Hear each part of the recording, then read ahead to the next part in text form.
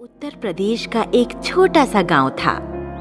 गांव में दर्जी की दुकान पर अब्दुल हमीद बैठा था। उसके मन में बार बार कुछ कर गुजरने की इच्छा उठती थी। गांव का ही एक सिपाही फौज में था और छुट्टियों में आया हुआ था। उसने अब्दुल को राय दी, फौज से अच्छी नौकरी कहीं नहीं है, तुम भी क्यों नहीं भर्ती हो जाते? उसके अब्बा यह सुन नाराज होकर बोले, हमारे घर में सिलाई का काम होता है, हम नहीं जाने देंगे लाम पे। उन्होंने अपनी बीवी से सलाह कर अब्दुल हमीद की शादी कर दी। सोचा अब तो पलटन में ना जाएगा। अब्दुल की बीवी रसूलन अच्छे स्वभाव की थी। उसने अब्दुल की बेचैनी देखी। वो बोली, सूरमा बनना है तो कलुआ की तरह चले जाओ पलटन में, मैं सच्चे मन से कहती हूँ। रसूलन ने दिल पर पत्थर रखकर अब्दुल को भर्ती दफ्तर भेज दिया। अब्बा से ननिहाल जाने का बहाना बनाकर वह भर्ती हो गया। सन 1962 में उसकी ट्रेनिंग खत्म होते होते चीन का आक्रमण हो गया। अब्दुल भी मोर्चे पर गया। चीनी सैनिकों ने भारी संख्या में बढ़ना शुरू किया। भारतीय सेना तितर-बितर हो रही थी। बहुत से जवान रास्ता भटक गए और कुछ मर भी गए। अब्दुल और उसके दो साथी लंबे रास्ते से चलकर बच निकले। 10-15 दिनों तक बचकर अपने इलाके में पहुंचे। कलुआ की मौत सुन अब्दुल सकते में आ गया। फिर एक दिन भारत का झंडा देख घायल अब्दुल को वहां पहुंच खबर मिली कि लड़ाई बंद हो गई है और सेना को घर जाने की छुट्टी मिल गई। अब्दुल के घर पहुंचने पर गांव में खुशी मनाई गई। कलुआ की माँ ने अब्दुल से कहा, मेरा लाल कहाँ है बेटा? माताजी, कलुआ ने बहुत बहादुरी और साहस से दुश्मनों का सामना किया, पर मुझे अफसोस है वो हमारे बीच न रहा।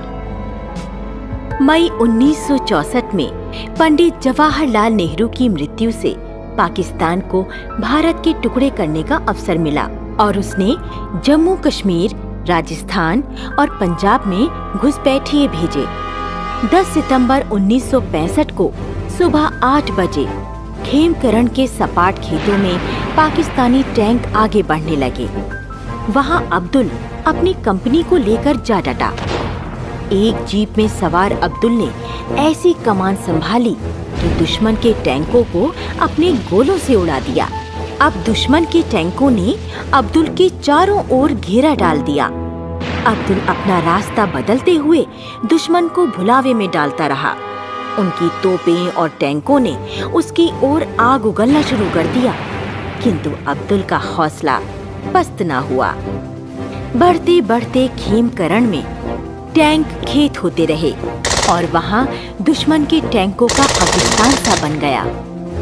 अकेला अब्दुल अपनी मशीन गन से 2 टैंकों को आग लगाकर तीसरे टैंक पर गोलियों की बौछार कर रहा था। उसी समय उसकी जीप एक जलते टैंक से टकरा गई। अब्दुल की बहादुरी से उसके साथियों के हौसले बढ़े और इस तरह भारतीय जमीन से शत्रु सेना भाग गई। अब्दुल बुरी तरह घायल हो गया था। उसका सारा शरीर आग से झुलस गया, आंखें खराब हो गईं। वह वहीं शहीद हो गया। उसके घर पर रसूलन, उनके 2 लड़कों और एक लड़की को अब्दुल के शहीद होने की खबर मिली तो उनकी आंखों से गंगा जमुना बह निकली। बूढ़े माँ बाप की तो बात ही क्या। उसने वीर सैनिकों का मस्तक ऊंचा कर दिया। मरने के बाद सरकार ने अब्दुल हमीद को परमवीर चक्र से सम्मानित किया। तो बच्चों, इससे हमें यह शिक्षा मिलती है कि मातृभूमि की रक्षा करना हमारा कर्तव्य है। सच्चा नागरिक वही है जो अपने देश के लिए अपने प्राणों की बाजी तक लगा देता है।